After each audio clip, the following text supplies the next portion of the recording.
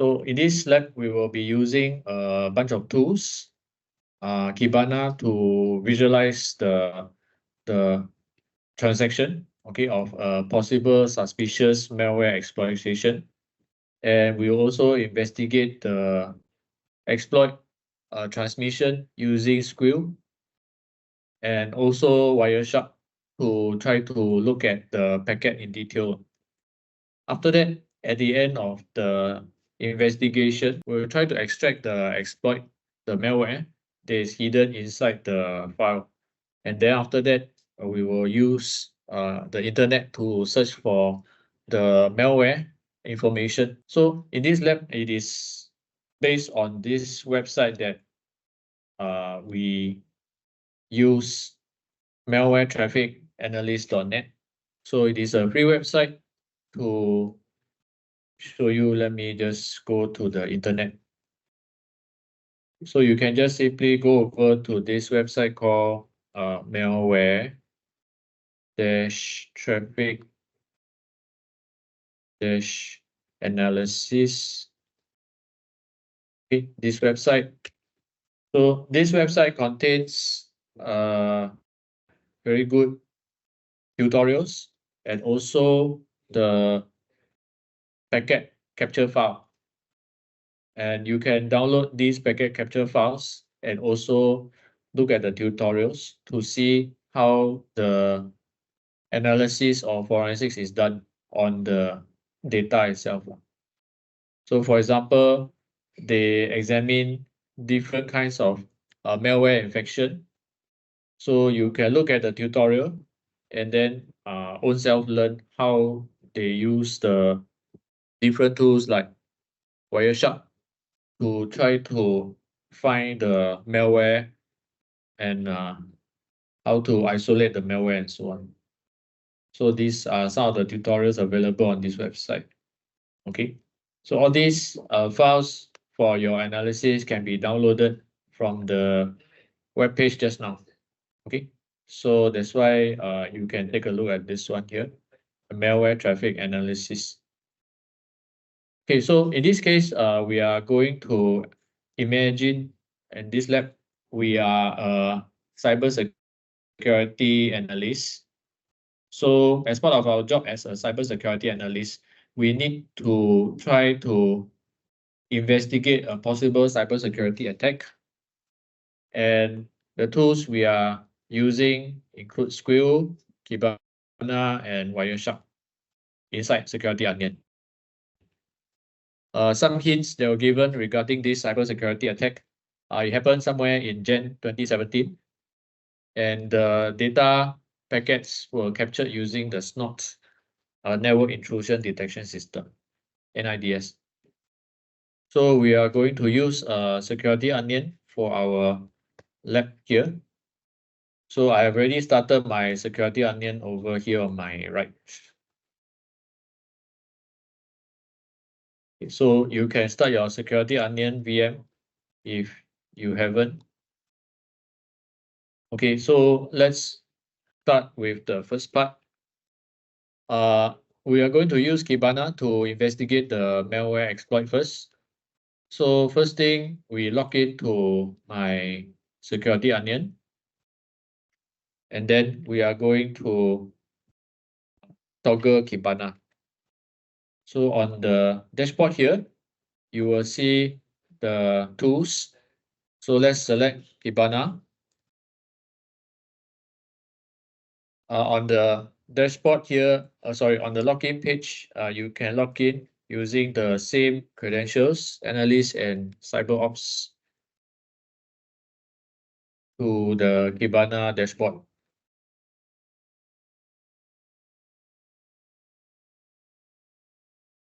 Okay, so after a few seconds, the Kibana dashboard will be loaded. Okay, so at the beginning, there isn't anything because if you notice, our time frame is last 24 hours. So what we need to do is we need to change the time frame to January 2017.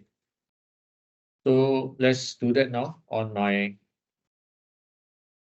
Kibana, we click on the time range on the top right corner, select absolute, and then we change the date to 2017,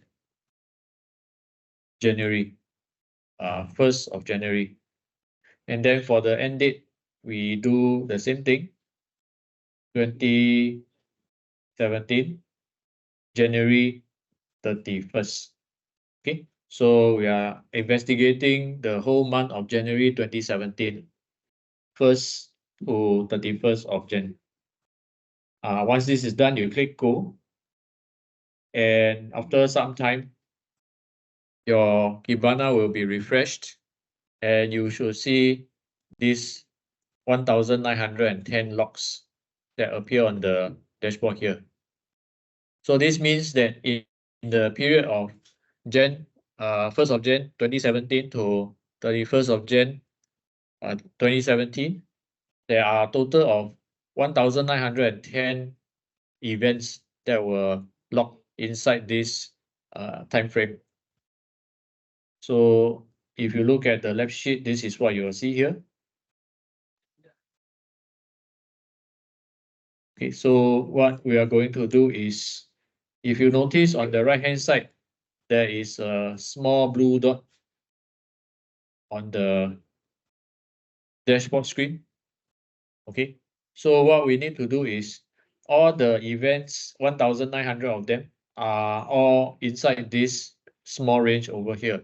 So we are going to zoom in to this small range in order to see the events in greater detail.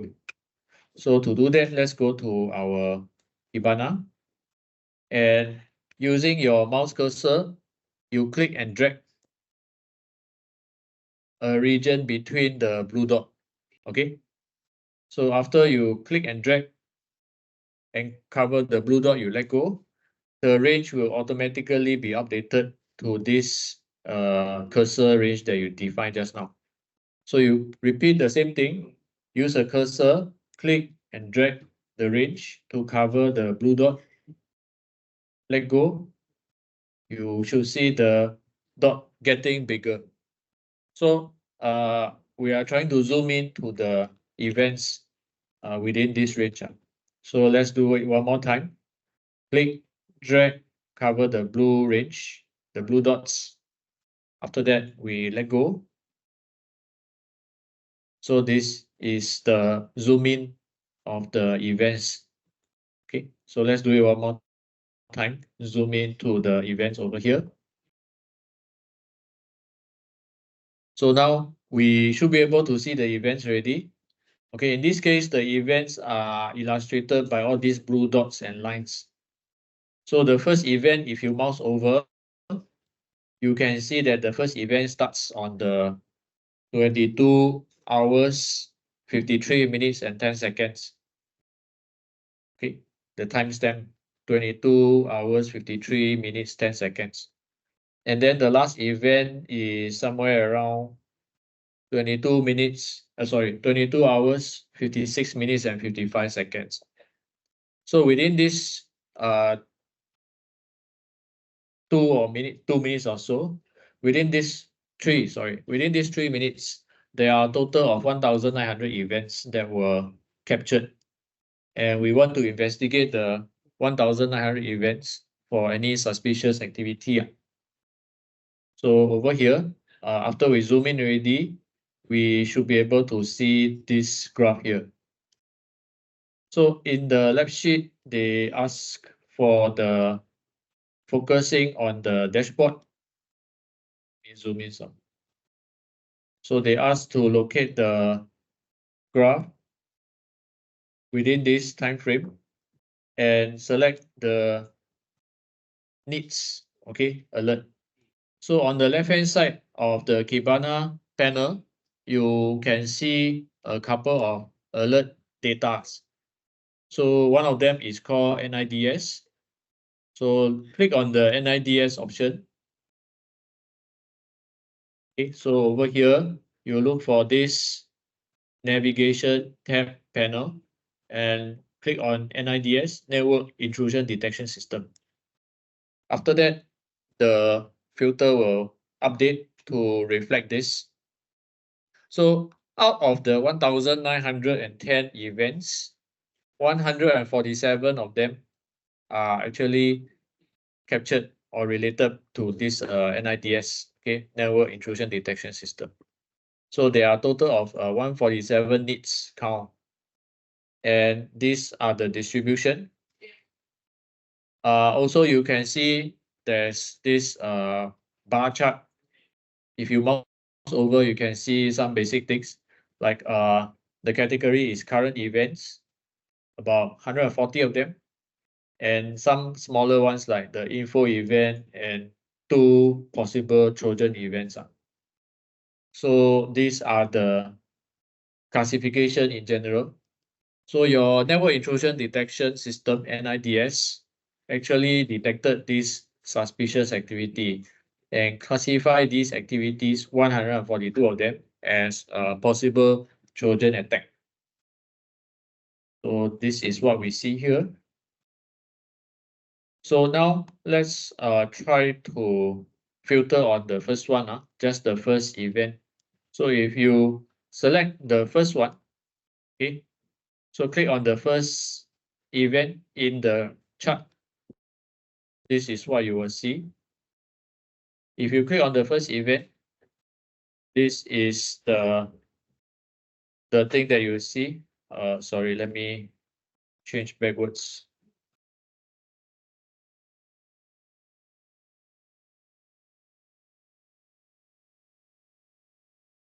Okay, so 147. So what happened is click on the first point only for that event. So what we'll do is we'll click on the first point. So out of this first point, you can see that this first point consists of current events, 61 of them within this small time frame. And also the country for this event is actually Russia.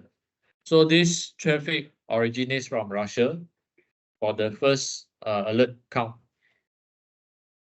So this is what we'll see. If you continue to scroll downwards to the bottom half of the Kibana dashboard, you should be able to see more info. In this case, you should be able to see the NIDS alert themselves. So in this case, there are a couple of them over here, all shown on the screen. So what we want to do is let's expand the alerts and then try to answer the questions. Okay, so the first question we want to answer is, what is the time of the first NIDS alert? Okay, the time of the first NIDS alert in this Kibana here. So let's take a look. The timestamp in this case is 22:54, 45 seconds. Okay, so if you continue to see, the first alert will be at sorry, it's 3. Yeah, correct. So the first timestamp is Jan 27. Okay, January 27, 22 hours, 54 minutes and 45 seconds. So let's answer the question here. 27 January 2017, 22 hours, 54 minutes and 45 seconds. Okay, so this is the first time stamp for the alert. Okay, timestamp of the first alert. And next question is asking, what is the source IP address of the alert? So the source IP address is this 194.87.234 and 129. So let's write that down. 194.87.234.129. Okay, so the source address. Next, we look at the destination address in the alerts. So the destination address is this 172.16.4.193. Okay, so let me write down 172.16.4.193. Okay, so that's the destination address. Destination port over here. So destination port in this case is sorry, destination ports 4902. Uh, this part of the question looks a bit weird. Okay, 49202. Okay, 202. What service is this? This one looks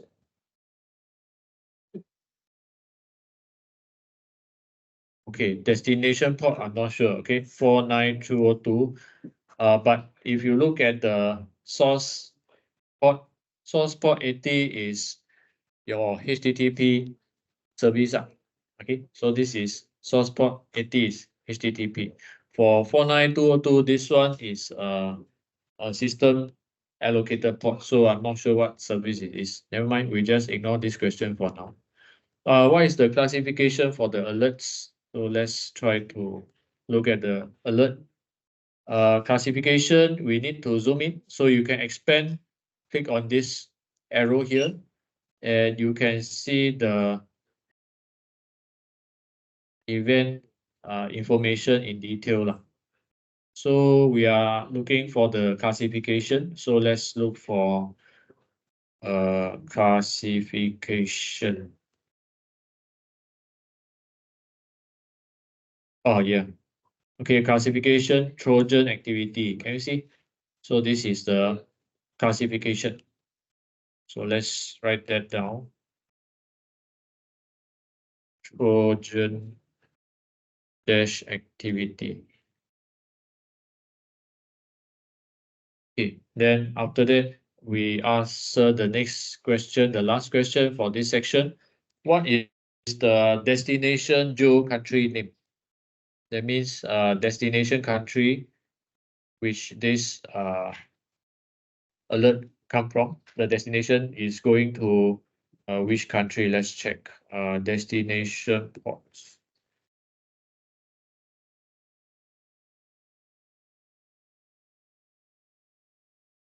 No mention here. We can actually check the location. Oh yes, there is Russia. Okay.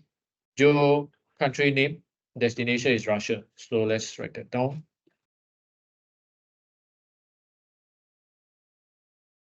Okay, so that's the answer for this part.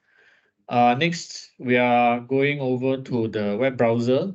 So in the computer, you can actually click on the link to see the details of the malware. Okay, so click on the link that is provided in the signature field. Can you see? So there is a signature info field. So if you go over here, can you see this link over here? Emergingthreats.net. So let's click on this one. And it should open on the browser.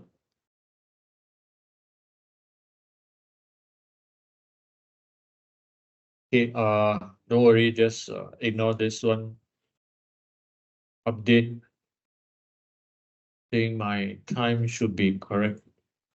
Yes, it's correct. Let me just try and connect again.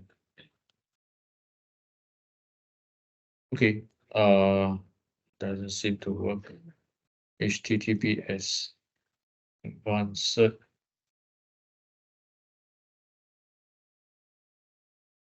The timestamp is correct.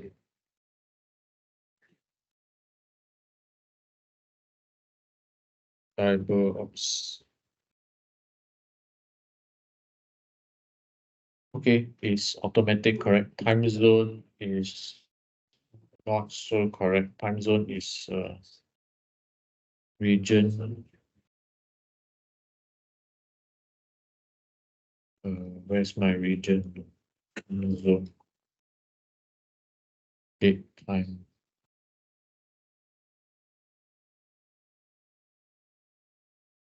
Okay, my time zone is not here, supposed to be in Singapore. Singapore is +8. So after this, let me just update the time zone again. Automatic date, time. Okay, so let me try again.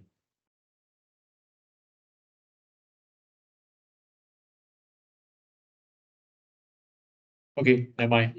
Seems that the timing is still not correct. It's okay. So we'll just take a look at the link here. So you can actually Google this website called Emerging Threats lah. Okay.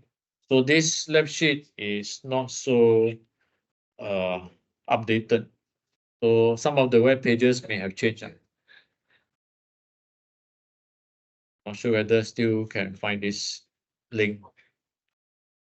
Yeah, so apparently the company has been changed to this company here.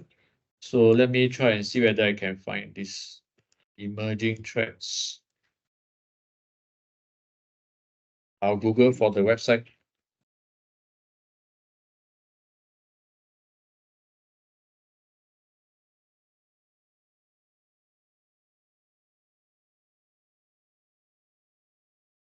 Yeah, so now it's part of this company called Proofpoint. I think they have been bought over by this company.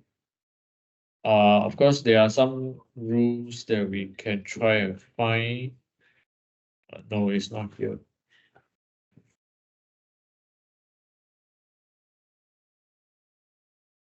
Okay, never mind. We'll just skip this part for now. What is the malware family? You can actually try to search the exploit kit later on. So we'll just skip this section of the lab. Okay, so let's go on. Next part, we are going to look for the alert ID inside the Kibana. So if we go back to my Kibana, we look for alert ID. So inside the alert on the entry here, you can see this ID. This is called the alert ID. Click on this link here, and you should see the CapMe screen of the information that were captured by the snot IDS. So in this case, the snot IDS captured some of the following things. These are the log entries. It was captured using this IDS rule. And these are the timestamp and the source and destination addresses and ports. The blue text over here represents the HTTP request. So the attacker is trying to send a request to the server for some information. So this is the requests. Okay, a very long text here. After that, is targeting the host server is at this link, tyubandme.com. And the web server replies with 200 status okay. And the reply comes like this. So it's actually a HTML page. Okay, that was replied. Okay, so this is what we will see over here. As mentioned, we have all these timestamp and also the server HTTP requests and so on. Some questions we need to answer again. So let's try and answer the question. Examine the first blue block. What did the user intend to connect to? Which website? So let's take a look at the website. Is intending to connect to the website here. Can you see? Home improvement remodeling. Okay, because my website, I cannot copy this text, right? So I'll use a screen capture instead. So let me use a screen capture to find the answers for this one.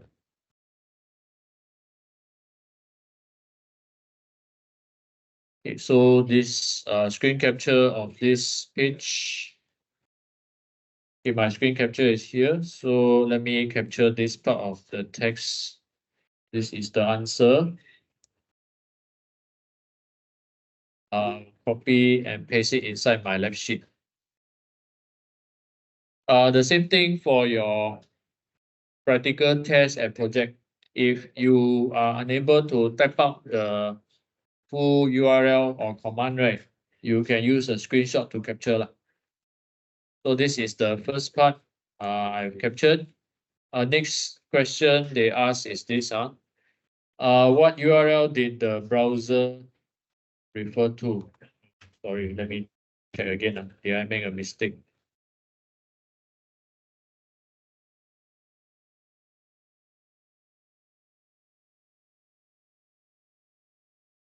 Oh, sorry, I mixed up. So this one's supposed to be this refer browser here. Then the website the user intend to connect to is over here. Is intending to connect to this one.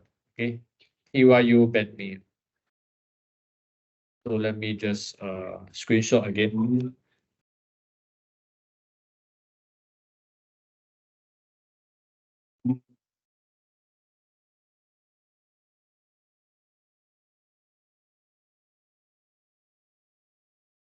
So I'll take the screenshot for this one.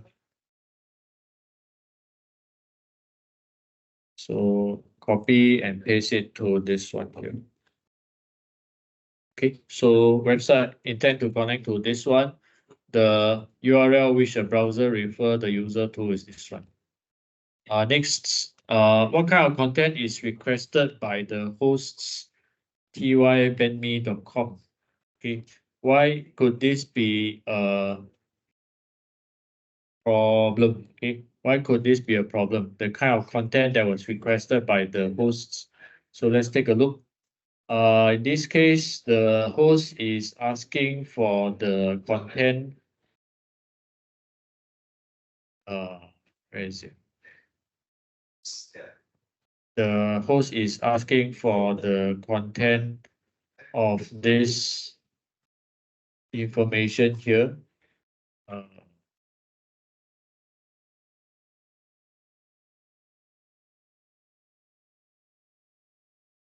Okay, so why is this a problem? This is what content? Let me see.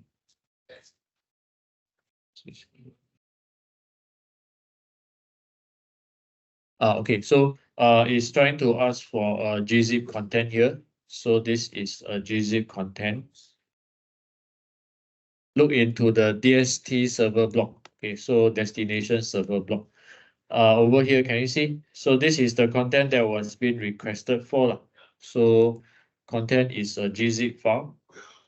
So let me just write down here. It's actually a gzip.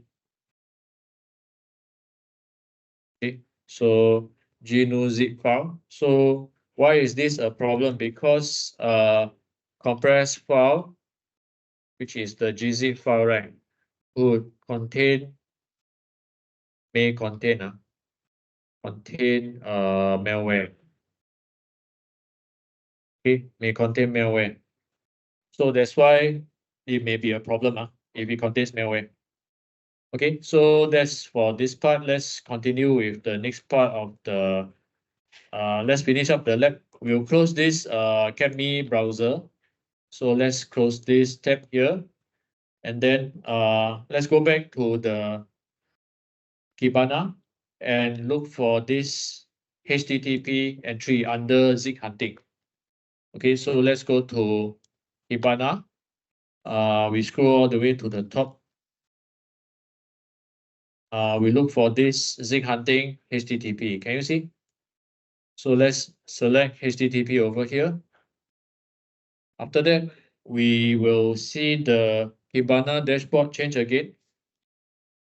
So in this case, our Kibana contains total of 27 HTTP alerts, okay, out of the 1,900 alerts. And if you do a quick glance, majority of the HTTP requests come from USA, 22 of them. There are another 4 requests from Russia and 1 from Singapore.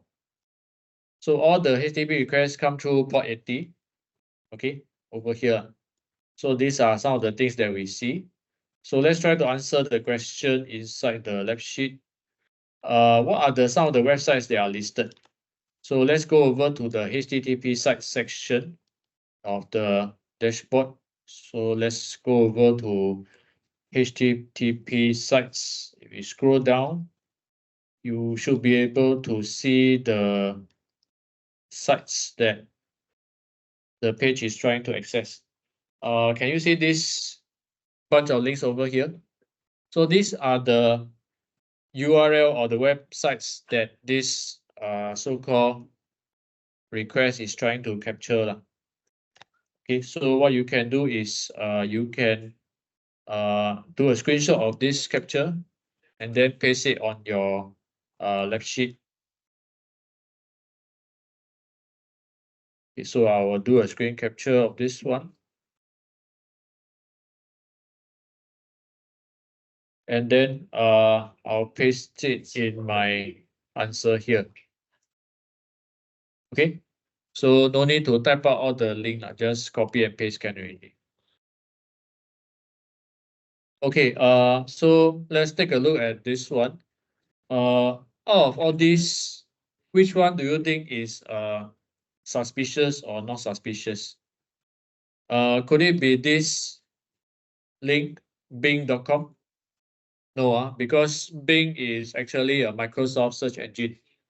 So unlikely Bing is a malicious website. Also, this website called googleanalytics.com.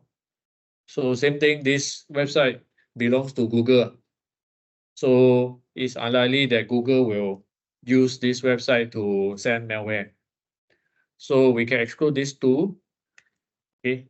So the rest of the website, we do not know them. So they may be suspicious. So we need to investigate more. Okay. So which of the following are likely? So let's try to answer this question here. Space it here.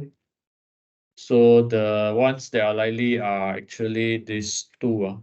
Okay, let me just try to capture again. New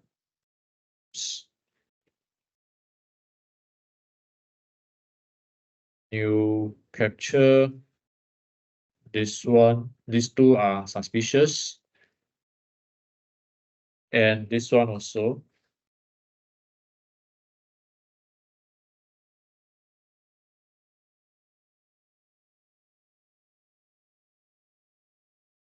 This one also.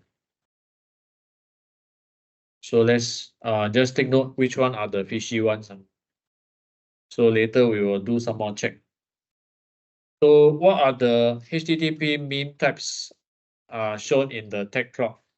So HTTP meme types, we are going to see, okay, what are meme types? If you scroll at the top, can you see this graphics here? So this is what we call a meme cloud. Okay, so a meme, M-I-M-E, this one is the representation of the file, in this case, the HTML file, the main content. So in this case, most of the content are text, plain text, and the rest are either HTML text or JavaScript. So the meme type mostly are texts, plain, and what's the other one? Text HTML.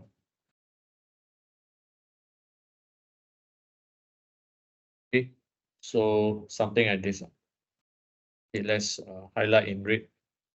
Okay, so we are done with part 1. So let's continue with part 2. So next, we are going to use another tool to investigate the IDS alerts. Okay, so to do that, I'm going to minimize the Kibana. And then on my security onion desktop, look for this tool called SCO. And then we double click. Okay, and the login screen, key in your username, same username, and the lists. Password is the same. CyberOps. So it will prompt you at the beginning. Select the network to monitor, select all three, and then start the SQL tool. So this is how the SQL tool looks like. You have the columns, timestamp, source IP, source port, destination IP, destination port, and etc. So next, we are going to use the SQL to try to locate the events on the 27th of January 2017. Okay, so let's go over and look for this event. Okay, first of all, what we'll do is timestamp for the first and last event over here. So for Jan 2017, let's take a look, January 2017, okay? The first event is on the 27 January 2017, 22 hours, 54 minutes, 42 seconds. And then the last event is somewhere here, 27 of Jan 2017, 22 hours, 55 minutes, 28 seconds. So within a span of maybe 1 minute, okay, you will have so many events captured.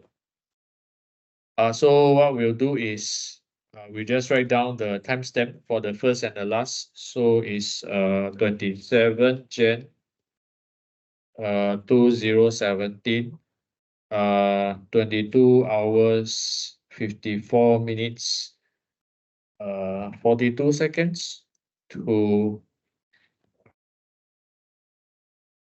what's the end time? The end time is 55 minutes and 28 seconds. Okay, so these are the first and the last events that we capture. Okay, so step 2, let's go over to the screw and select the two show packet data and show rule checkboxes. Okay, so let's go over here. Can you see these two checkboxes? So let's select them. You can readjust your screen to maximize this thing. So you can just drag this to make it bigger. Same for this, you can drag this, make the thing bigger. Okay, so that you can see more details that you want to find. Okay, so now we are ready to continue. So next we are going to look at this particular alert number 5.2. So let's look for this alert ID 5.2, which is here. So the first alert ID 5.2 is this event. Can you see? We registered this event for current event evil redirector, blah, blah, blah. Okay. So this is the event that was triggered by the snot IDS. So we want to find out which malware family actually triggered these alerts. So if you look at the event details, the event message, you can actually see the following. Can you see one of the information over here? Okay, so malware family is pseudo dark leech. So this is the family of the malware that was triggered, or so-called the IDS triggered this because it seems to represent the malware pseudo dark leech. So let's write that down. So malware family is pseudo dark leech. Okay, so this is the answer for this one. Next, we are going to readjust the screen and then after that answer this question. What exploit kits was involved or used in this attack? So, exploit kits. So let's take a look. In this case, with the same event here, alert ID 5.2. If you look at this exploit kits, can you see this event that they write over here? So this, according to the IDS, the exploit kit that was triggered is this exploit kit EK. EK stands for exploit kit. The exploit kit is evil redirector. So this is the exploit kit. So let me write down. Oops. Evil redirector. Okay, so this is the exploit kit. Next, the question, beyond labeling the attack as Trojan, what other information provided regarding the type of malware involved? Okay, so let's take a look at some more. Any other information regarding the malware or attack?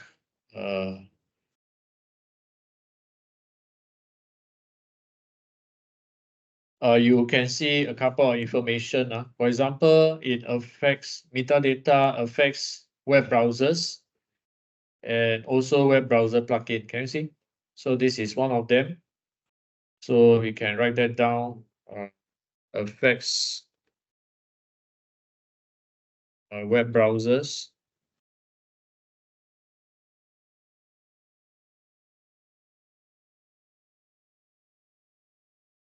Okay, affects web browsers plugins. Also, according to the signature, severity is major, quite serious. Okay. Attack target is client endpoint deployment parameter. Okay, fair enough. So just try to populate some of this info.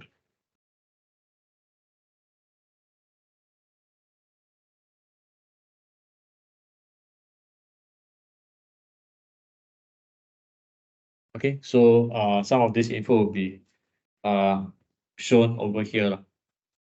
Okay, then after that, let's continue. By your best estimate, looking at the alert so far, what is the basic vector of this attack? Oops, the line. How did this attack take place? Okay, so that means if you look at the event over here, what happens is this Trojan horse called pseudo dark leech most likely is spread through web browser. Okay, so how it spread through web browser? Maybe the user actually click on some links which are infected with malware, and that's how the malware can come into the user's computer through the infected link. So let's try to write that down. What is the basic vector for this attack? Web page links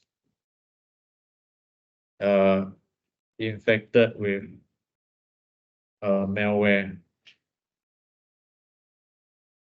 Okay, so could be, we are not sure yet. This is just initial investigation. We are not sure yet. So, but it has to do with web browsers lah. Okay, so somehow it has to do with web browser. So let's continue. Next, we are going to look at the transcript of this event. So on the same alert ID 5.2, we are going to look for the transcript over here. So same thing, let's go over to my alert ID 5.2, right click and select transcript. And then this is what you will see. Very similar to your squirrel, very similar to your CapMe that you see just now. Okay, this is actually the data that was captured, the transmission between the user request and also the user response. Okay, the HTTP response. So let's go over here and answer some of the questions.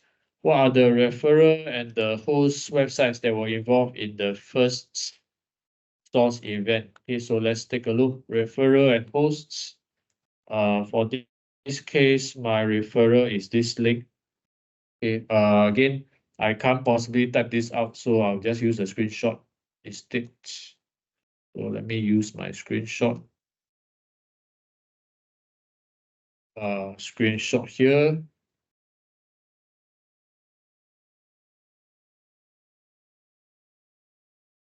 Then I'll paste it in my lab sheet.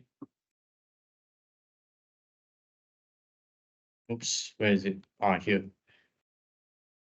So this is the referrer. The host is, let's check. Host is here. So let's do another screenshot. The hosts. Copy and paste here. So these are the hosts that were targeted in this transaction. Okay, so as you can see over here, what happens is this is a Bing search engine. So apparently the Bing search engine managed to reply. Okay, that means the user asked for a query. Apparently the user typed in this query, home improvement remodeling your kitchen. And then based on these keywords, the Bing search engine will come up with a series of web pages or the search results. One of the search results is this homeimprovement.com. Okay. And unfortunately, this homeimprovement.com, this website contains some links that have malicious malware. Okay, which Bing search engine doesn't know. Bing search engine only search for the URL, that's all. The search engine does not guarantee the results. That means the website they give you is all okay, no virus. Okay, this is not the Bing search engine's problem. Okay, so that's why this come about when the user actually search for this query on the Bing search engine. Okay, next, we're going to look at another event. So alert ID 5-24. So let's look for this event and look for the transcript. So let me just go back here, close this, cap me, look for the 5-24, this event, and then I right click, look for transcript. So this transcript will show some additional info. If you go below, there are some questions to answer as well. What kind of request was involved? So looking at this page over here, this is a page that is requesting for this DLE_JS JavaScript file. Okay, so it's actually requesting for a JavaScript file over here. So you can actually screenshot this inside your inside your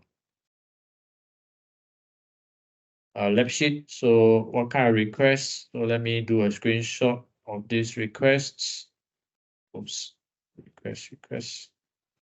It's a GET request pointing to the JavaScript file.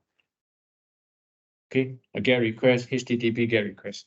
Were there any files requested? Yes, the file is this DLE_JS JavaScript file.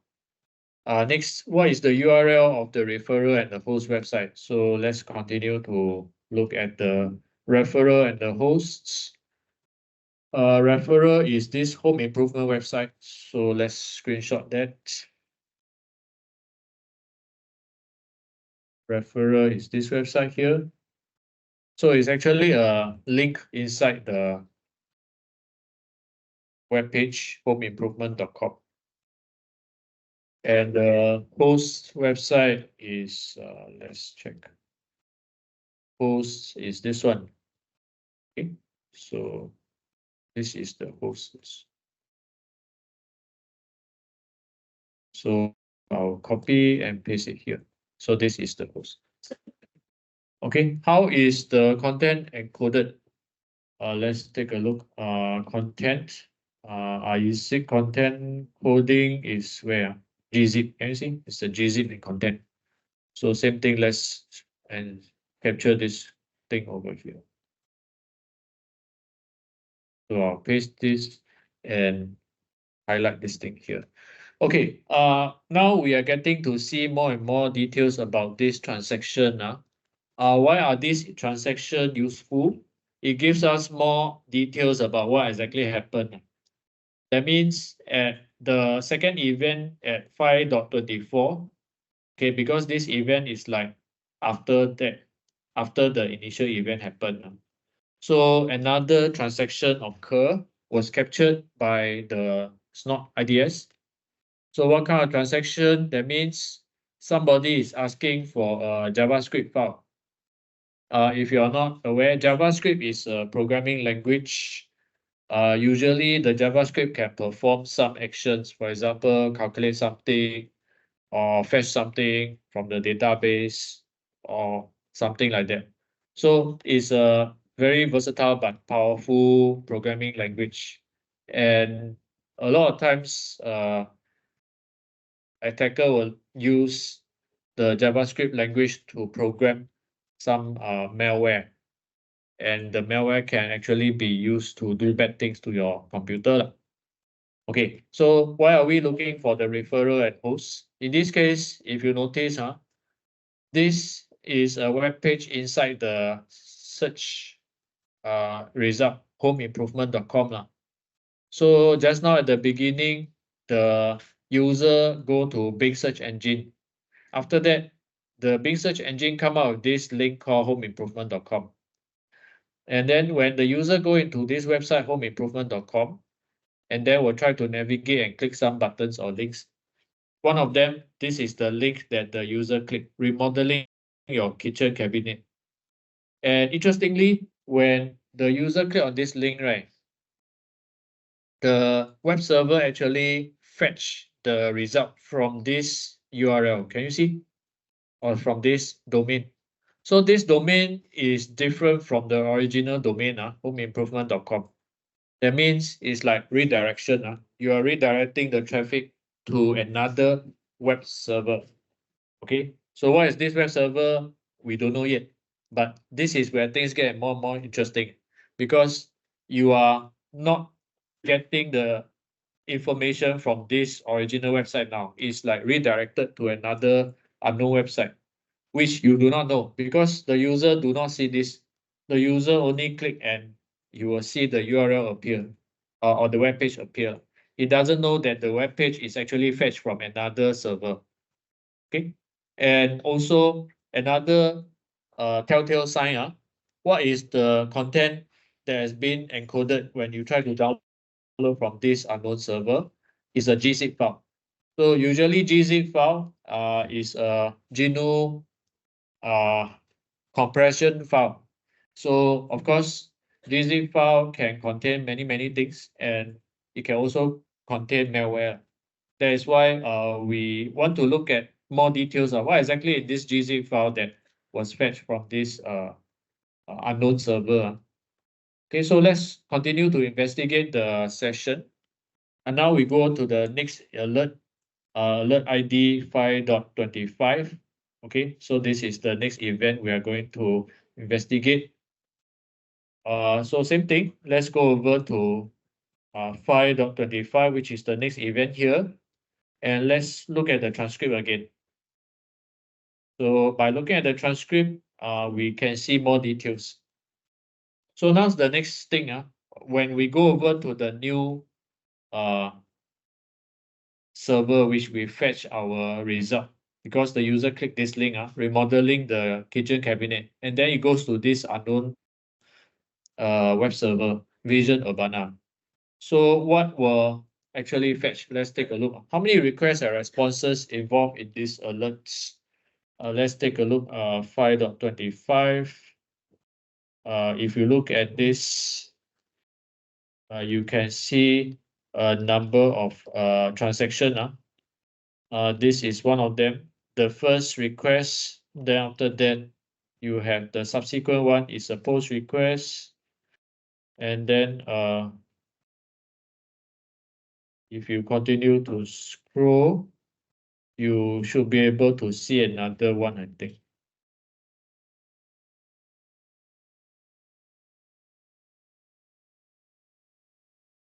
Yeah, another one here. Can you see? So total of three requests in this transaction here. So one transaction have three requests. So three requests and three responses.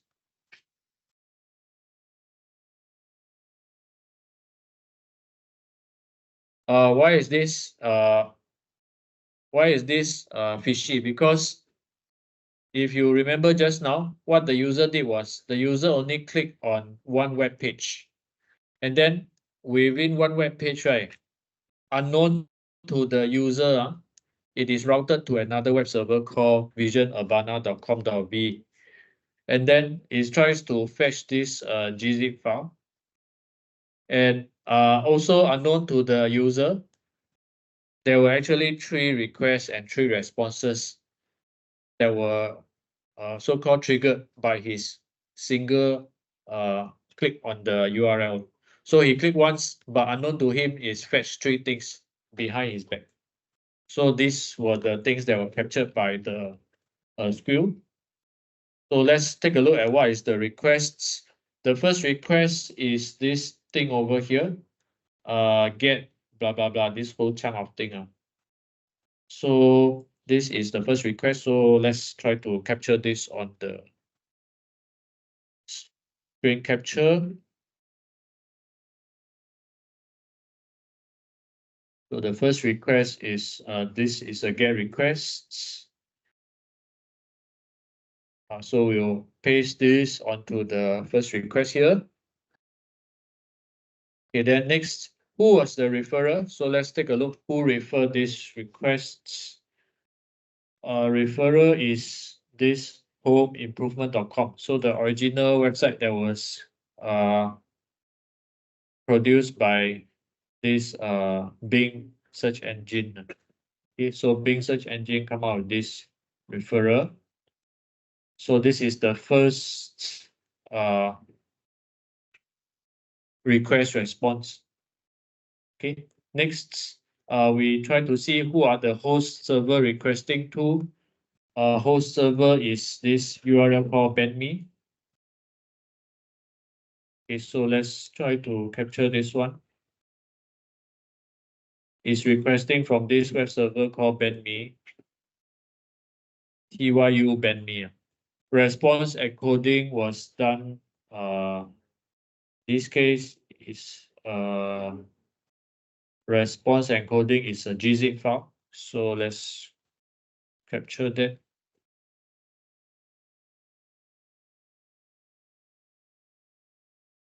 Okay, so that is the first request. So let's take a look at the second one. So the second request is somewhere below. So you need to scroll a little bit more over here. Okay, so the second request is a post request. So a post request is usually a request to upload something. So that means in this case, the web server is trying to upload something or send something to the server. What is it? I don't know yet. So we are just trying to investigate. And then a host server that was requesting to, the host server is trying to request is again the bandme server. So let's capture this. Copy. And then response encoding. You have this response is below. It's a gzip encoding. So let's try to capture this.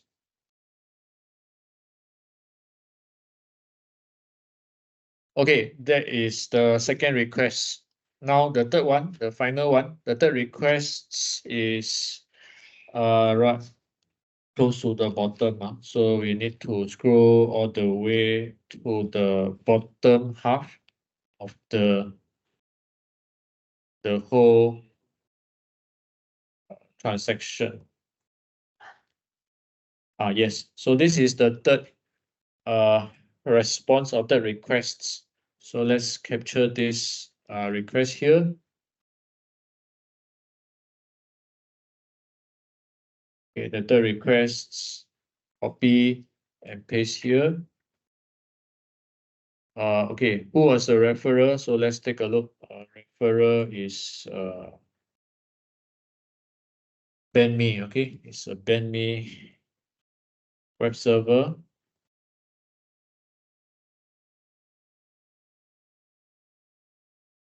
And then yes, and then after that, content type. Let's take a look. Content type is response. Response content type is shortwave. Okay.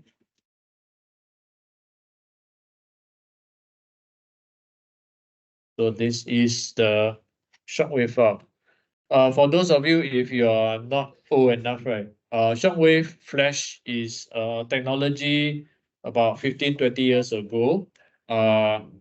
It was created for displaying animation inside your web page.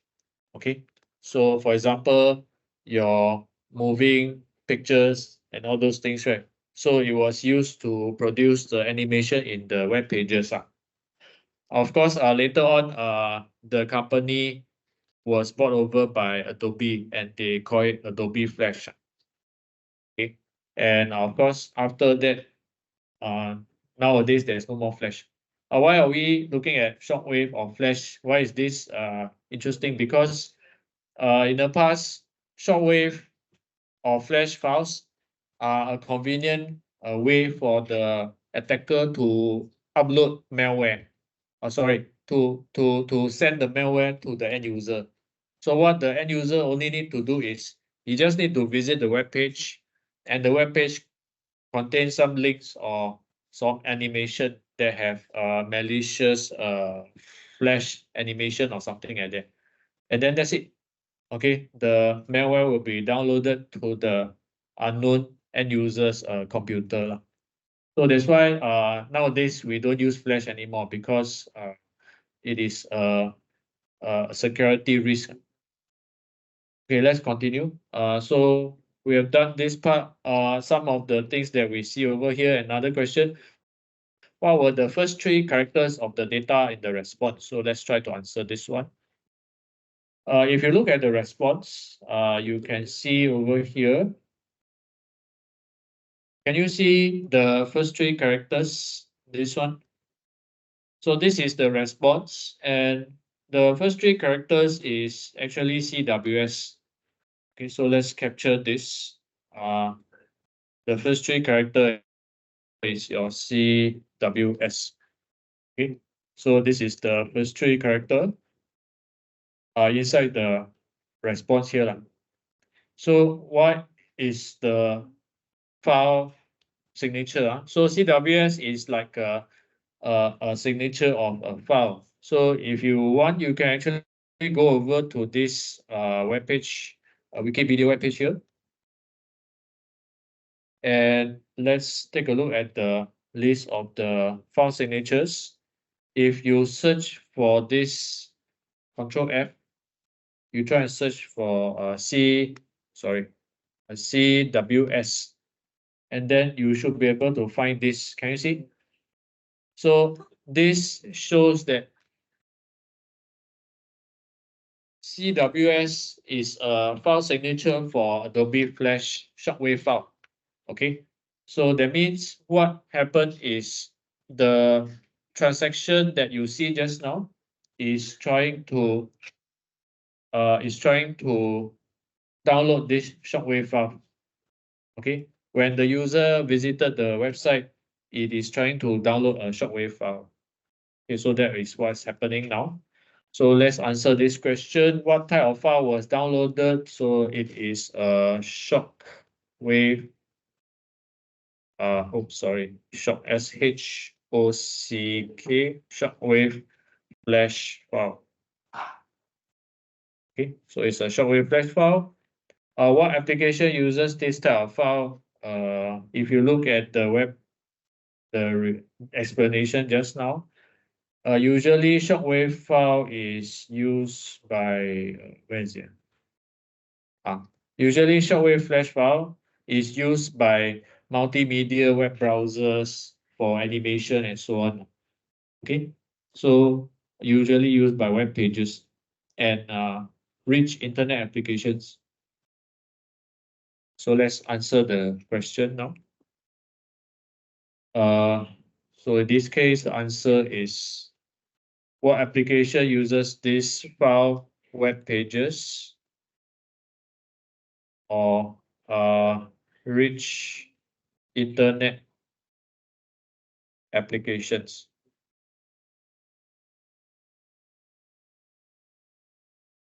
Okay, so these are the answers for this part over here. Okay, we are done with this part 2. Before that, one more thing. We need to look at the web network miner. Okay, there's one more tool. We just want to show you quickly.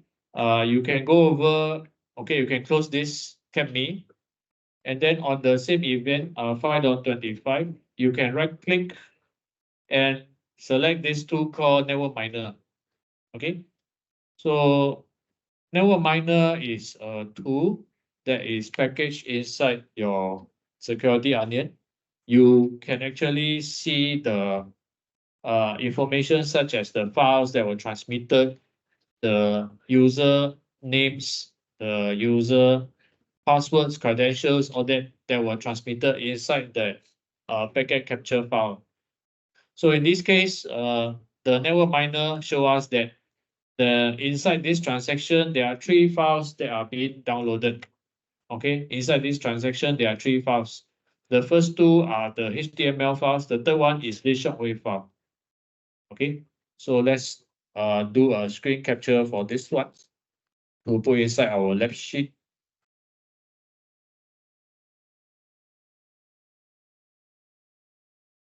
So this is the screen capture answer. We paste it onto this answer here. Okay, so the answers they are asking for this case, how many files are there? Three files. What are the files and what are the file types? Okay, basically HTML files and shockwave file, SWF file. Okay, so these are the answers for this part. Okay, we are done with part 2. So let's go on to part number 3. Okay, next we are going to go deeper to investigate the attack. Okay, we have found some suspicious information, some weird unknown URLs or links. We are going to find more info. So let's go to Wireshark. Okay, so in this case, let's go back to SCO. For this network miner, we can close it. Okay, we can close this network miner. And then after that, we right click on the alert ID 5.2. Okay, so let's right click on alert ID 5.2. So over here, alert ID 5.2, right click, look for Wireshark. Okay, so you select Wireshark, and then Wireshark will be launched. So this is what you will see. Very similar to your SQL, but Wireshark can do much deeper analysis of the packets itself. So now let's use Wireshark to investigate the particular transaction. So we are going to use the relative time packet setting, so-called. So let's go over to view time display format. Okay, so to isolate this one, so time view display, where is it? Time view display date time of day. Okay, so let's change the view a bit. So view time display format, time of day over here. Okay, date time of day. And then time display also in seconds. So let's go back again. View time display in where is it?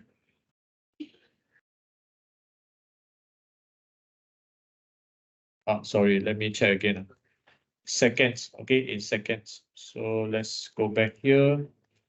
View time display in seconds. So yeah, so date time of day, sorry, date time of day, date time of day is first one. So now we are in this format already. So date time of day. Okay, so next we are ready to investigate the HTTP traffic. Wireshark, we key in this filter. Okay, HTTP dot requests. So let's search for HTTP dot requests. Okay, so now we are going to look for all the packets that are related to HTTP requests. Okay, so these are the packets over here. We select the first one and then we expand the HTTP application layer. And then we answer this question here. So let's go to the first packet,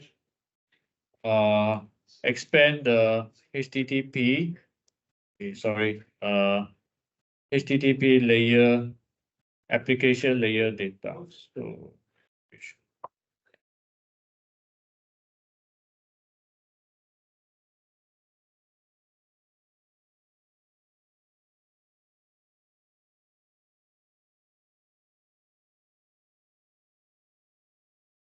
web requests. Let me see. HTTP requests. Okay, so this one is the HTTP requests. So in this case, we have three of them. So HTTP requests, there are three requests. So let's expand this one over here. So you can see after expanding these requests, okay, these are the details. And then you can actually direct the user to the URL called homeimprovement.com now. Okay, so let's check which user actually direct to this homeimprovement.com. Okay, so this in this case, this is the URL. Okay, so the referral is actually done over here. Okay, so let's copy up this one, which redirect to this one. In this case, the referral is this one here from the Bing web server. So let's do a screenshot of this one to submit screenshots of this answer.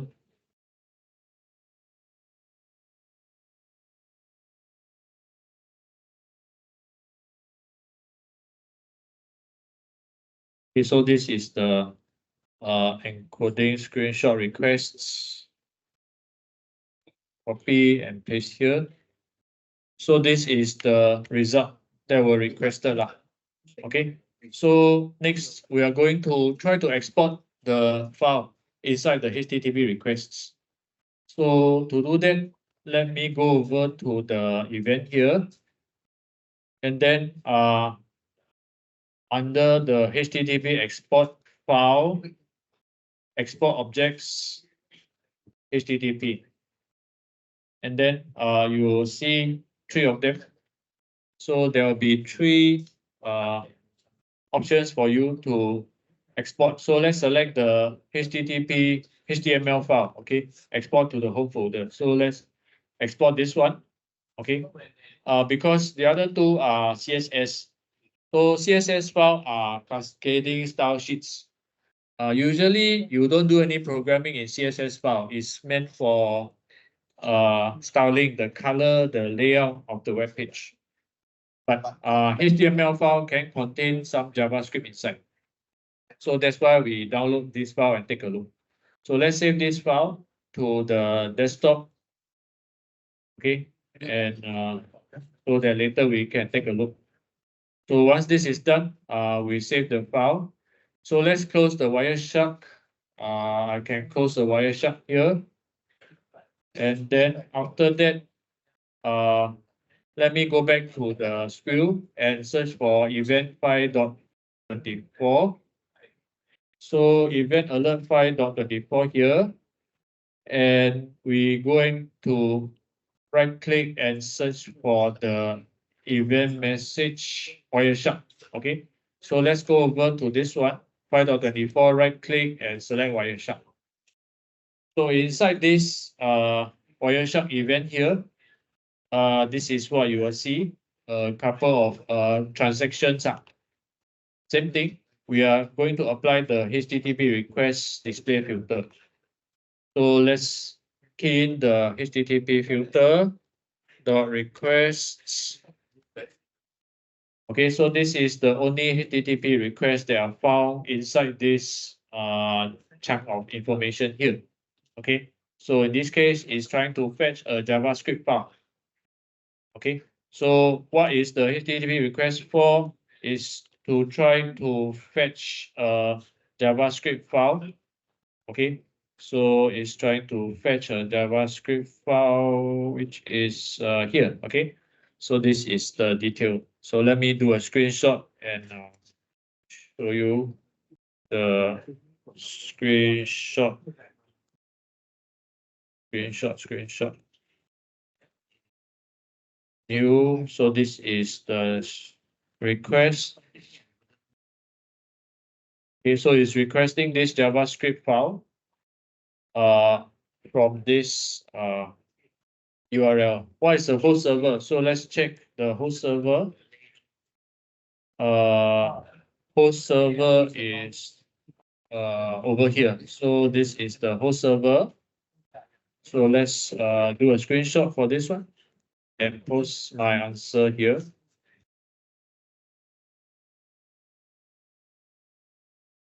So I'll paste the answer here. Okay, so what happens is this is the host server, retro tip region urbana.com. So within this host server, you are requesting for this JavaScript for DIE_JS. Okay, so same thing, we're going to extract the JavaScript file to your home folder. So let me just extract this file, the JavaScript file. Go back to Wireshark. Right click. Okay, so let me just go over to file, export objects, HTML, HTTP, and then you will see there's only one file that you want to download. So let's download this file, the JavaScript file. Same thing, we save it to our desktop here. So we have two files that we save to the desktop now. One is a HTML file, the other one is a JavaScript file. Okay, so to make our our search more easier, we can actually right click on the host information and then apply as columns if you want. Okay. Okay, then after that, step 4, we are going to analyze the malware by creating a hash. So this is an important part because if you want to send the malware file, the suspicious file may contain a malware. So if you send the file directly through the internet or through your network, you may not send the file at all because the file may be captured by the antivirus. So what we usually do is we will create or generate a hash for the malware file. And then using the hash, we send it to the internet antivirus virus total to check. So let's do that now. So we go over to Wireshark. So we want to double check on the HTTP file that we have downloaded just now, the shockwave file. Where is it? Shockwave file is very special. Access the file. Okay, let me try and find the file. Where is it? Okay, the first one is apply as column. So let's try Wireshark 5.25. Let me clear this request first. Okay, I have cleared the requests. Right click on 5.25 inside SQL. So let me close the Wireshark first. Uh, 5.25. Okay. Another file we want to check. Let's go to Wireshark. Okay, from 5.25 to Wireshark. Okay, so we have all these events that contain some suspicious activity. Especially this one, we want to check what is the flash file we are trying to download. Okay, so let's go over to the 5.25 and then we go and look for this file we want to download. Where is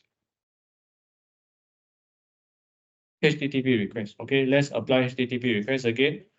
So HTTP dot requests. Okay, so now these are the HTTP requests that were captured by this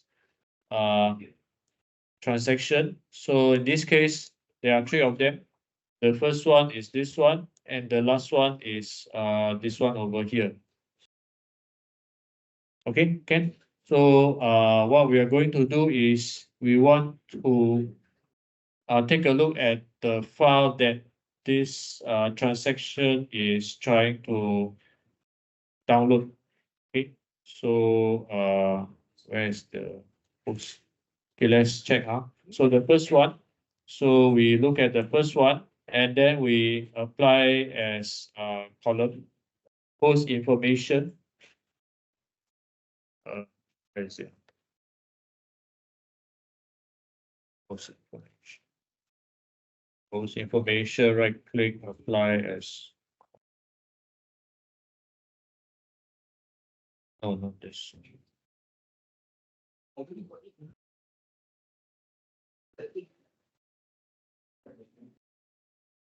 Okay, never mind. We can still search for the file. So let's go over to search for the column. And then we want to export the file. Okay, so we go over to the file dot export object dot HTTP. So let's go over to the file export objects HTTP. You should be able to see these three files. Two of them are HTML file. The third one is the shockwave file. So we want to look at the shockwave file in particular. So let's download the shockwave file to the, oh no, the HTML file and the shockwave file, all three files. Okay. So download. Okay, so save all onto the desktop. So analyst desktop here.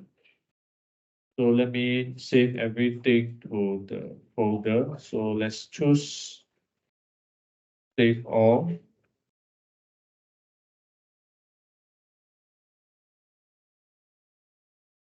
Okay, so I'm going to download everything to desktop.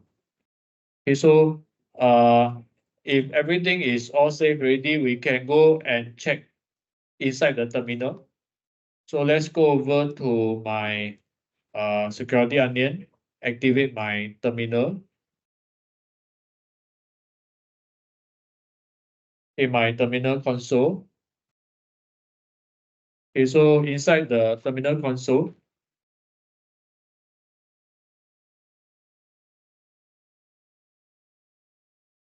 I'm going to go to the desktop. So let me go to desktop. Okay, if you check the file, you should be able to find the JavaScript file, the HTML file, and a bunch of other files. There's a lot of files here. Let me check. This dash A. No. JavaScript files.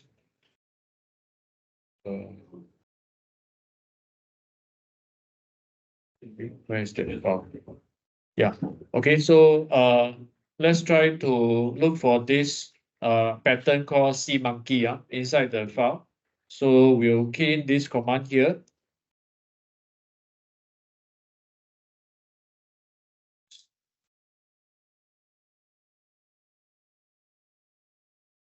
So let's key in this command here. Clear the screen. Oops, my bad. Let me clear the screen.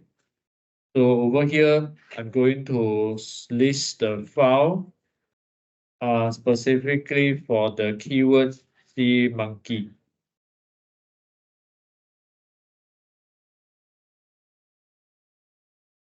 Okay, so these are the occurrences with the C monkey keyword inside. Okay, so these are the three, the file with the C monkey flash file. So let's try to generate a checksum for this flash file. So I'll use the SHA-1 command. And then we have this, highlight this whole hash over here. So there's one very long hash, which is from here to here. Okay, I'll copy, and then I'll paste the SHA checksum here. So this is the HTML, sorry, the shockwave file. So when I press enter, there is a bracket error.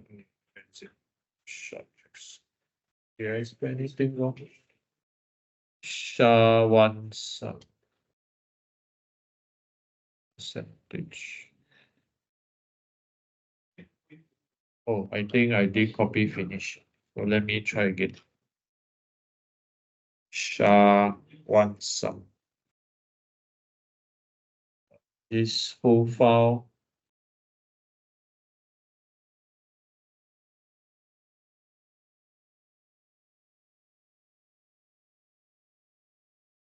Copy, paste, press enter. Syntax error near bracket. Let me check what's the wrong answer. C monkey.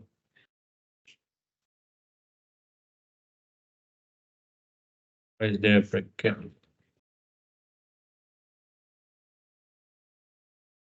Oh, okay. I see, I see.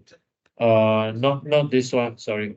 The second one, SHA-1 the second one, sorry. Let me copy the second one instead. I think just now we copied 2 times. That's why you have 2 instances. Okay, so finally the hash has been generated. So let's check the hash value. After you generated, the hash value will be something like this.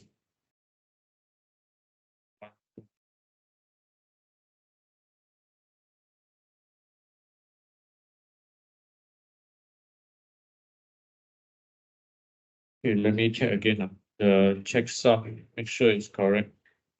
Sure, C monkey. Okay.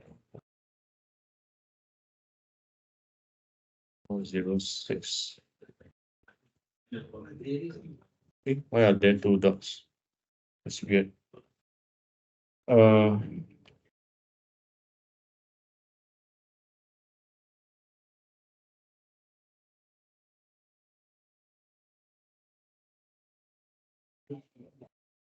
why is there 2 dots here? 406. C monkey 05. C monkey 406. Should be only 1 dot. Why are there 2 dots?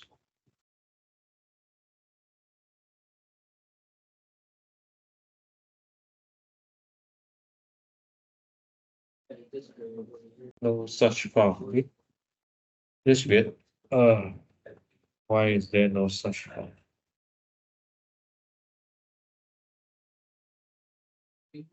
C monkey 105. C monkey 10.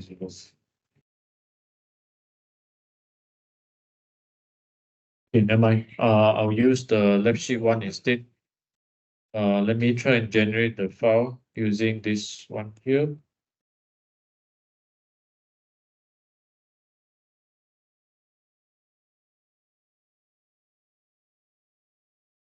Piece of something.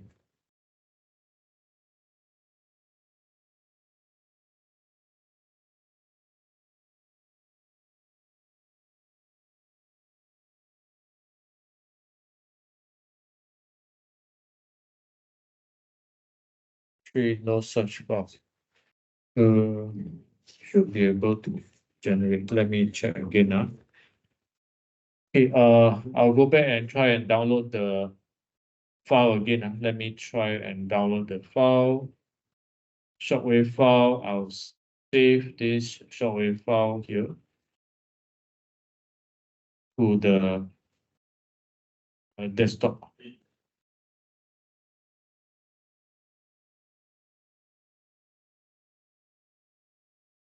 Oh, okay. So I think there are a lot of files inside. That's why it's a bit messy. So let me clean up the desktop a bit.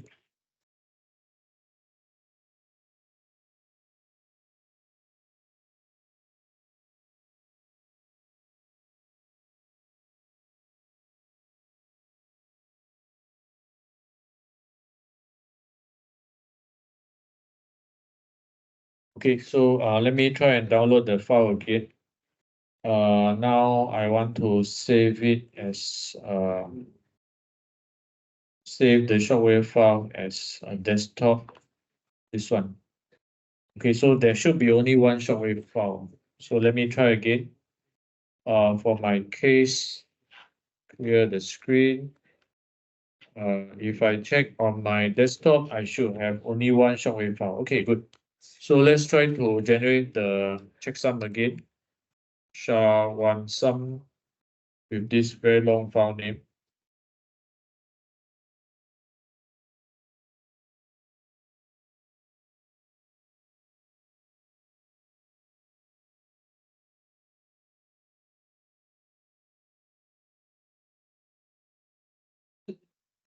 Never mind. Just percentage tab. Okay. Press enter. Okay, so after that, it should generate the checksum. Okay, finally I got the checksum. So the checksum is here. This is the checksum, the whole bunch of thing in yellow. Okay, as shown on your lab sheet. So now this is the checksum we are going to use to uh, send to the virus total for checking. So we can go over to virus total. Let's go to the browser, application, favorite. That's my browser. Yeah. So this is my internet browser. Let me go over to this website called virus total.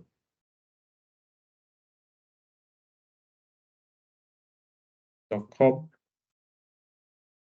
Virustotal.com is basically a collection of antivirus.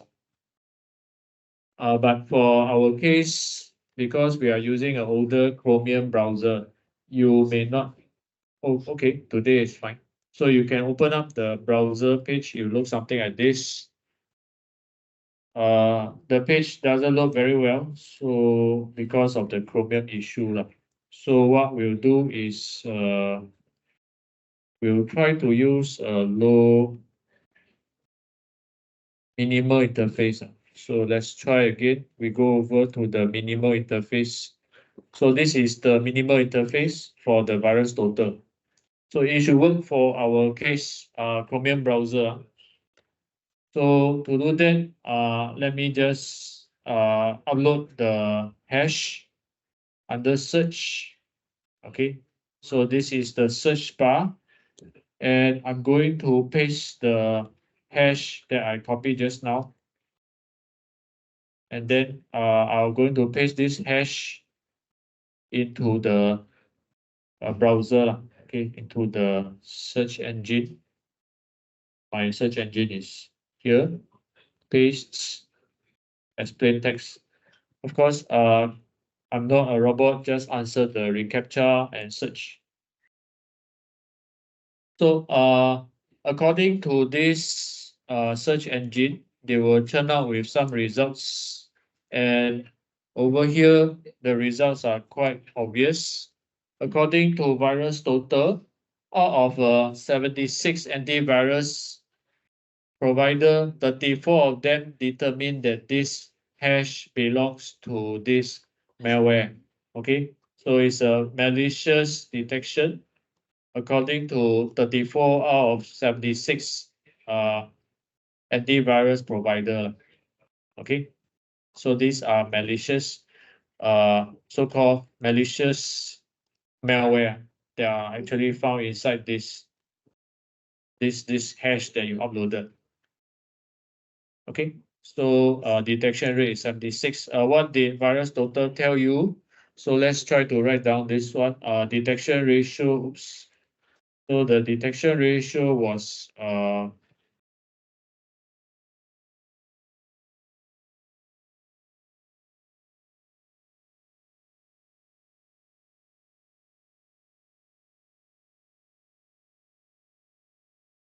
okay.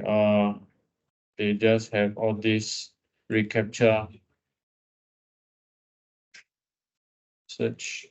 So out of the total 76 antivirus, 34 of them say is malware. So let's write that down.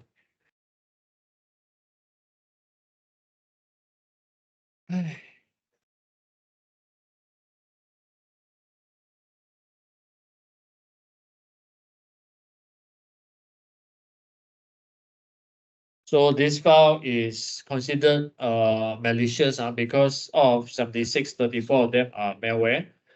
Close the browser and Wireshark, go to SCO, select alert ID 5-5.37. So let's close this, minimize this browser, close this for now.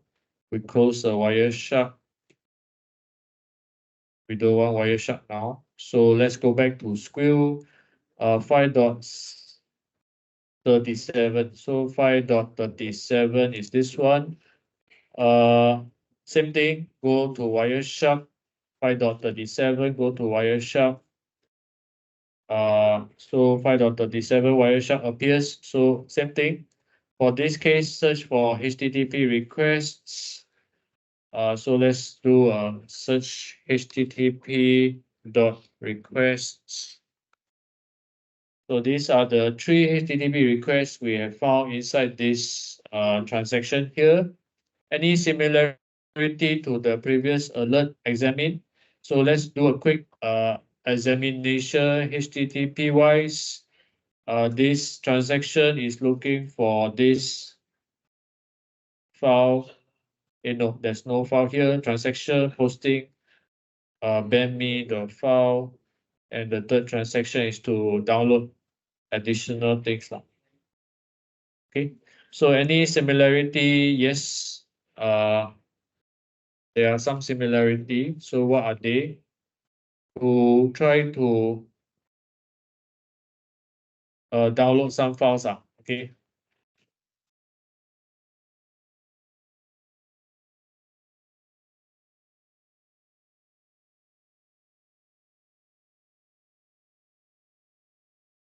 Okay, so same thing as before. Let's try to create a hash of the shockwave file you did previously. So let's go over to create a hash of the shockwave file. So let's download the file here. File export object HTTP.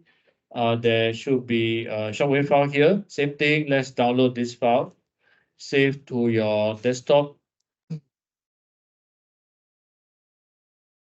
Let's save it here.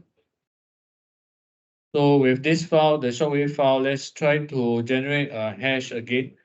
So we'll go back to the terminal. Okay, so let's go over to the terminal again. Application under the terminal. Okay, so same thing, I'll go over to my desktop.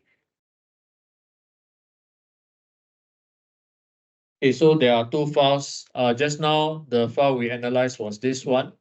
So now we are going to take a look at this shockwave file again we downloaded.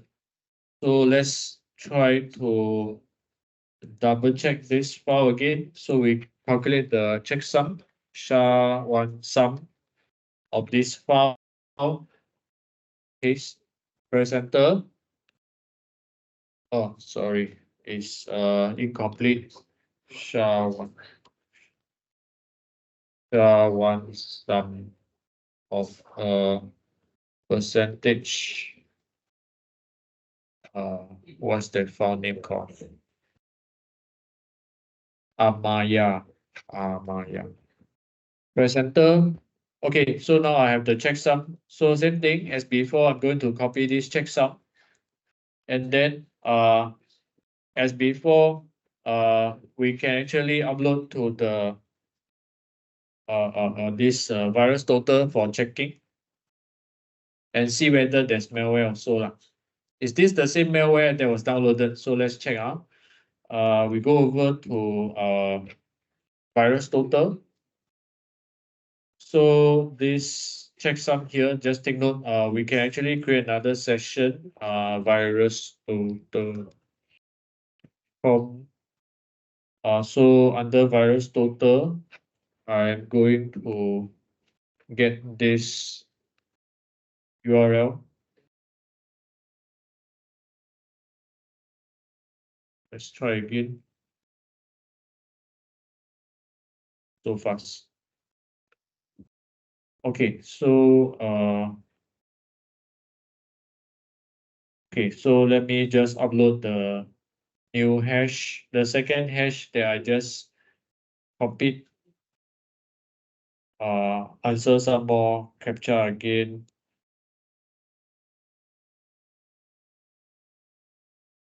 Okay, search. So for the second hash file, is also 34 of 76. If you compare to the previous one, it looks like the same file. Yes, it is the same file that we have identified just now. Last four alerts of this are very similar. So let's check why do they seem to be post-infection. What do you mean by post-infection? That means if you look at your squeal, my squeal is here. So the last four alerts are post-infection. So what does it mean? That means if you look at the last four alerts in this series, inside the first, okay, can you see there are four of them? So the last four over here, they seem to be post-infection. Why do you think so? If you look at the transaction here, the last four of them are HTTP transaction. Okay, let me just readjust the screen. So last four of them are post. Where's the address?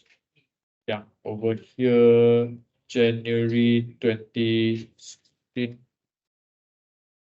Okay, so these four are so-called post-infection because what happened is you see another event that's happening over here lah.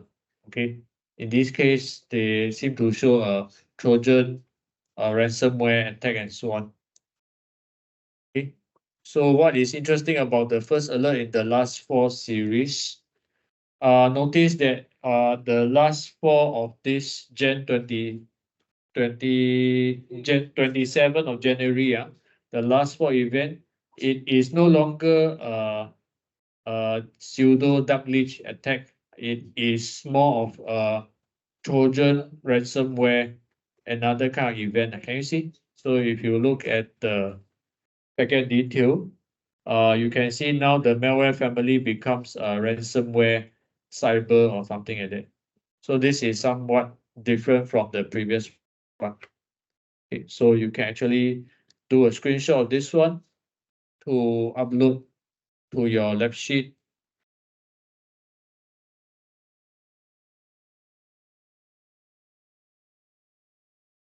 The last four over here. So these are the last four.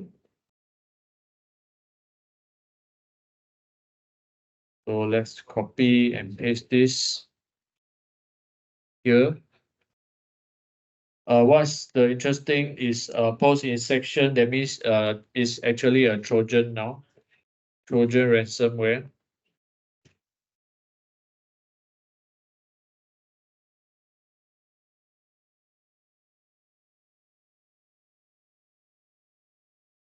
Okay, what kind of communication taking place in the second or third? Uh, so within the second or third, if you see carefully, right, is actually a so-called communication between the ransomware and the domain, another server. So there's another server that's controlling this thing. So you can see that the information is redirected to another server through 172.16.4.1. Okay. So the oops,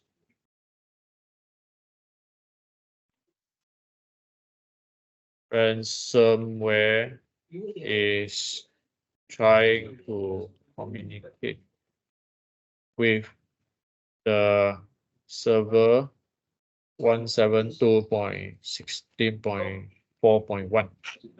Okay, so same thing. We can go over to virus total to do a URL search for the .top domain. So my .top domain is here. So you can actually look for the domain. Where is it? Okay, let's check the URL over here. Transcript.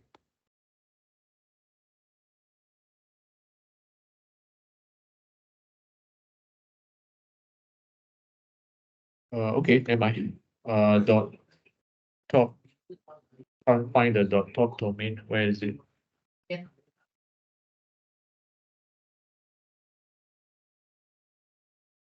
Okay.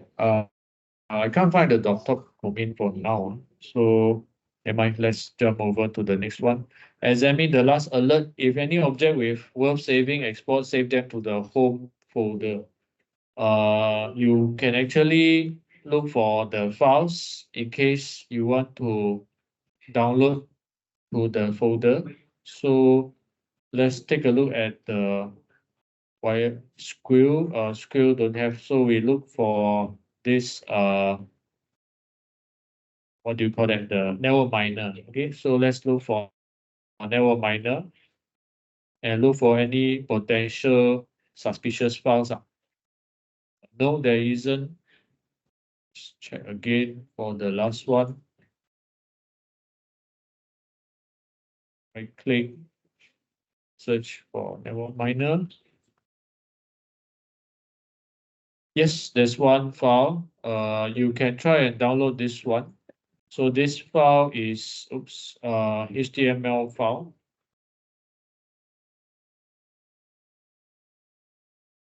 Okay, so it's a HTML file going towards this domain here lah.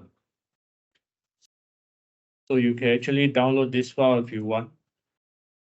Or you can actually calculate the hash checksum directly. Can you see? So one way, instead of trying to go to terminal and then try to calculate the checksum through the SHA-1 command, you can actually go over to the netminer. And let's say this is the suspicious file, right? Okay, so let's say this is the suspicious file. Instead of calculating the checksum using the SHA-1 checksum here, which is troublesome because you need to go to terminal, you can actually go to network miner, search for the file, and then right click, calculate the checksum directly here.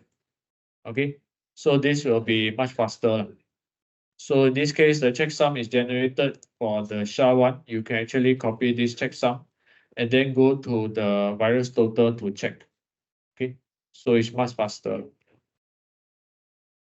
Okay, so this is for this part.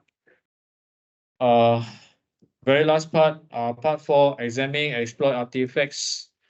You can actually go over to Security Onion HTML file to look at the source code. Okay, this one, assuming you know some programming, you can actually look at the source code in the left sheet here. There are some hints which you can find some of the attack that can happen inside the header. Okay, so the header is this section here. This is the header section, somewhere around here. Okay, so where is the suspicious thing? In the header, and the other one is in the body. So if you look at the header, can you see anything suspicious?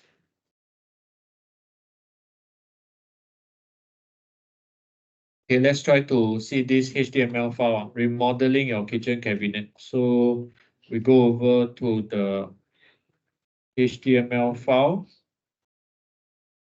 and look for this file called remodeling your HTML kitchen cabinet. Right click, open with gedit. So this is the HTML file. The file contains some suspicious code. So let's try to identify them. In this case, it will be good if you know some programming. As the header.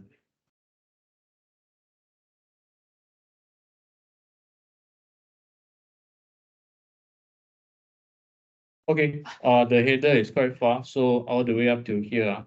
Never mind. So let's go over to the top. We look for the scripts. Let's say we look for this.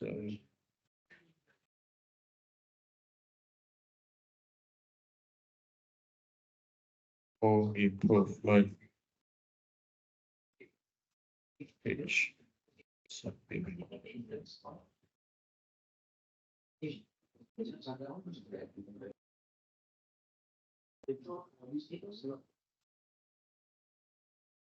So basically, this is the JavaScript that was part of the web page. When you load the web page, you will run this JavaScript. Where is the code?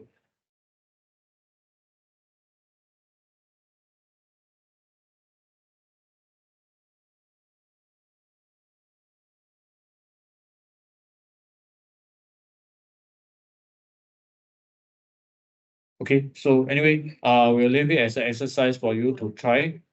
Okay, in this case, the problem is inside the header tag and also in the body tag. Okay, so the header tag is on top here. The body will be inside the tag over here. Okay, inside the HTML tag over here. Okay, so important thing to take note is there are some JavaScript that were executed inside the HTML tag also. Okay, so usually JavaScript can contain malicious files. Like for example, in this case, advertisements. So advertisements or what we call spam advertisement can actually cause irritation to the user.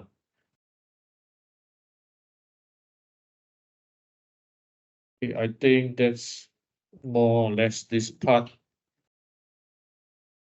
Okay, the next part is to ask you to examine the JavaScript file. Okay, so the JavaScript file. So in this case, if you look at this part of the JavaScript, I'm not sure whether you can understand it, but this JavaScript file basically is trying to download this Adobe Flash file. It is, oops,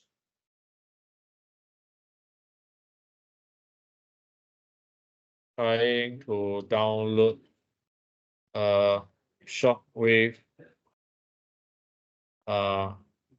flash file. Okay, he was trying to download a shockwave flash file using this iframe now.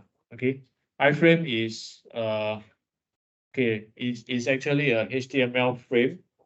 If you load the web page, it will automatically run this JavaScript without any user action. Okay, user doesn't need to close anything, doesn't need to click anything.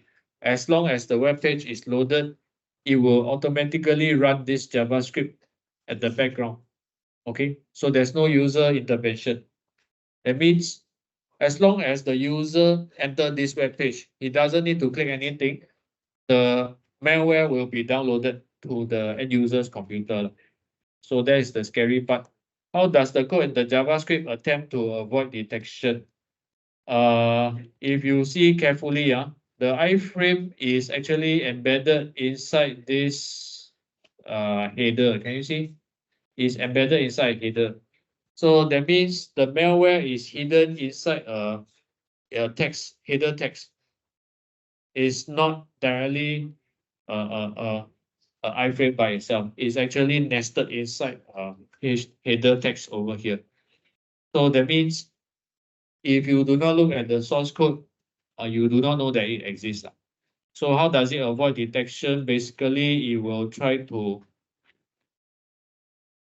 the shock wave flash file is hidden inside what do you call that? HTML header tag. Okay, so that it is less likely to be detected and so on. Of course, you can go on and take a look at some other things. For example, the HTML file saved to your desktop and what is the kind of file, what are the interesting thing about the iframe and so on. If you want more information, you can actually go over and Google for the iframe attack. So let me just show you very quickly. You can just go over to your browser. Where's my browser? Here. So you can actually go over to browser and search for this iframe attack. Okay, so it is considered a form of a cross-site scripting or cross-frame scripting attack, a web-based attack, where you will actually embed this JavaScript code together with an iframe inside the web page.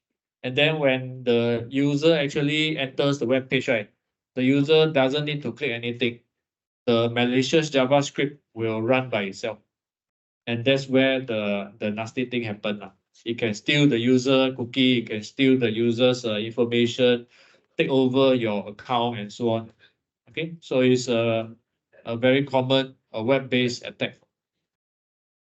Okay, so I think that's basically the end of this lab.